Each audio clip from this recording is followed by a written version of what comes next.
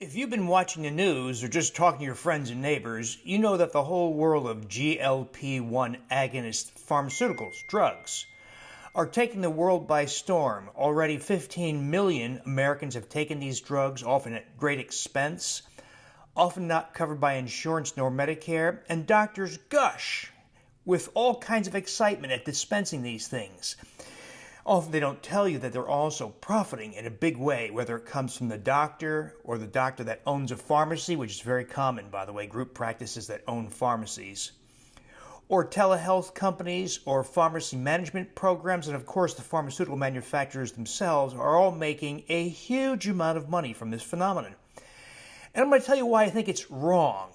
Yeah, I'm not talking about the near-term side effects like nausea and vomiting and thyroid cancer and bowel obstruction. Those are issues, no question. What I'm talking about are the long-term consequences of this very perverted practice. So the GLP-1 agonists, whether injectable or whether taken orally or even taken at low doses, there seems to be this excitement that if it's a low dose, it must somehow be better or safer. Well, these drugs lead to a reduction in calorie intake because they make you indifferent to food. They take away your interest in food. They also slow gastric emptying, that is the passage of food and digestion in the stomach. So a little bit of food stays in your stomach for a long time, inducing long-term or lasting satiety. And they work. That's not in question. We know with abundant evidence that these drugs work.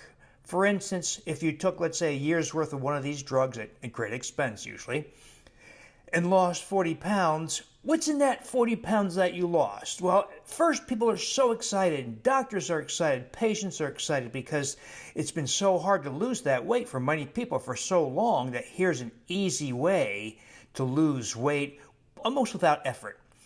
Well, in that, let's say, first year of weight loss, where 40 pounds are lost, what is in that 40 pounds of weight loss? Well, it varies, of course, from individual to individual, but more or less, 30 pounds is fat, 10 pounds is muscle. It could be more, could be less. Sometimes it's as much as half the weight lost is muscle.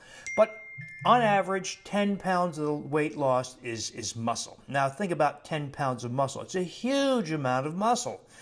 Think about 10 pounds of ground beef on your kitchen counter. It's a lot of muscle. Well, if you stop that drug, since most people can't afford it forever, you will regain the weight almost all as fat, and typically 32 to 34 pounds of fat, a lot of it in the abdomen. You have more fat now after the drug than before, and that means phenomena like insulin resistance, high blood glucose, high blood pressure, your tendency to develop type 2 diabetes, prediabetes, hypertension, coronary disease, dementia, breast cancer, and other cancers is now greater now after the weight loss, after stopping the drug, weight regain as fat. You're now at greater risk for all those diseases than you were at the start. So you regain that fat more than you had at the beginning, and you regain almost no muscle. So you have less muscle than you had at the start. Now that loss of muscle is critical because it has several very important implications. When you lose muscle, your basal metabolic rate, we say BMR, drops significantly, typically about 25 or more percent. That is, the rate at which your body burns energy has gone way down because by cutting calorie intake, your body is told essentially you're starving. Your body doesn't know that you live a modern life with a smartphone and a nice car and a nice house. They think you're living in the wild. And the reduction in calorie intake means you failed in your hunt or your gathering of food, and so your body responds in survival mode to turn down basal metabolic rate to keep you alive. It's a survival mechanism. It's a natural survival mechanism shared by all creatures on this planet. Problem: it's essentially permanent, or at least lasts for many, many years, so that if your basal metabolic rate drops, your body needs fewer calories. So a typical value would be 1,200 or 1,400 calories is all your body needs to stay alive. So you lost that weight, you return to your diet, and you regain all the weight and more. But what if you maintained a low-calorie intake, let's say 1,200 calories per day, and combined it with an intensive exercise program, both resistance training and aerobic? So I know lots of people, and in the clinical trials, people have continued a 2-hour or more per day, 6 days a week program of resistance exercise, aerobic exercise, so a very intensive effort coupled with a low-calorie diet. What happens? They still regain the weight. Almost every last one of them regains all the weight as fat. Now, they're more likely to be pre-diabetic, diabetic, and have all those health consequences.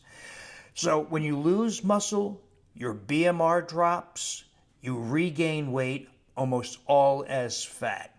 Another important and critical consequence of losing muscle is that long-term, you're more likely to succumb to falls, fractures, frailty, and loss of independence. And most concerningly of all, we now have several very large databases, like the NHANES, that's the NIH's database, or the EPIC Norfolk, that's a large Western European database, or the ASPRI database, and many others that have tracked tens of thousands of people, in aggregate over 60,000 people, over 10 years or more in some cases, and asked, what happens to people who've lost weight?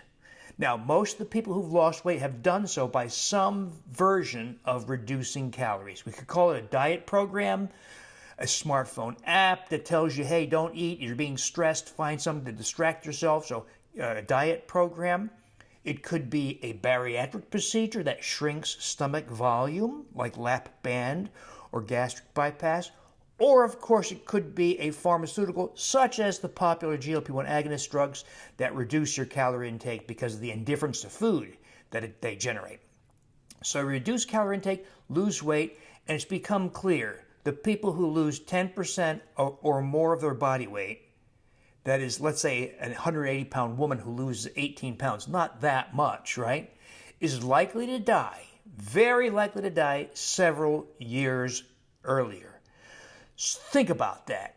People have paid often thousands of dollars for the privilege of becoming less healthy and dying younger. This is what has been approved. This is what's been being dispensed by doctors. Now, do you throw your hands up and say, well, I lose no matter what? I can't lose weight by other methods. I take the doctor's prescription, and that leads to long-term health problems, maybe even dying earlier. Well, the thing is, there are ways around this. Well, first of all, accept that conventional advice. Cut your fat, cut your cholesterol, eat more healthy whole grains, move more, eat less. Everything in moderation, all those familiar mantras of weight loss do not work. We know this with 40 or more years of experience telling us, in fact, the opposite happens. That advice, coupled with exploitative food industry practices, has led to the worst epidemics of obesity, type 2 diabetes, Alzheimer's, dementia, and other conditions ever witnessed in the history of our species on this planet. And so doing more of the same, you know this, doing more of the same is likely not to lead to success. We've got to do things differently. So we start by rejecting all the conventional advice. Don't cut your calories. Don't cut your fat. Don't eat healthy whole grains. Don't submit to extreme exercise or cutting calories. Instead, we're going to follow ideas that humans have followed for 99.99% of our time on this planet, times in which there was no obesity, there was virtually no type 2 diabetes, and all those other, what anthropologists continue to call to this day, diseases of civilization. So we're going to revert back to the diet that mimics that lifestyle that's associated with no obesity. We're going to introduce nutrients that should have been part of your life, but we're absent because of the way we live. You don't get vitamin D because you live indoors, you wear clothes. You don't get magnesium because we have to filter our drinking water because it's got contaminants. But Water filtration removes magnesium. Iodine, omega-3 fatty acids, because we don't eat eat a diet or a lifestyle that includes those nutrients, because we don't eat brain anymore for omega-3 fatty acids, for instance. And we can't eat all the fish we want because it's contaminated by mercury and cadmium. And we also replace other nutrients absent from modern life, such as collagen or hyaluronic acid, because most of us have failed to consume organ meats rich in collagen and hyaluronic acid, two factors that play major roles in your shape, body composition, the location of fat and muscle. Now, I want to cultivate this conversation to bring you up to date on all the wonderful strategies that you have available to you to lose weight, but not just lose weight like they do with the drugs, but lose fat weight specifically, but even more so abdominal visceral fat, the most problematic form of fat, while maintaining or even increasing lean muscle mass, not experiencing reduction in BMR, not exposing yourself to a future of falls, fractures, frailty, loss of independence, and early death. That is the focus of my new book, Super Body. That's what I have right here. Super Body, a 3-week program to harness the new science of body composition and restore your youthful contours.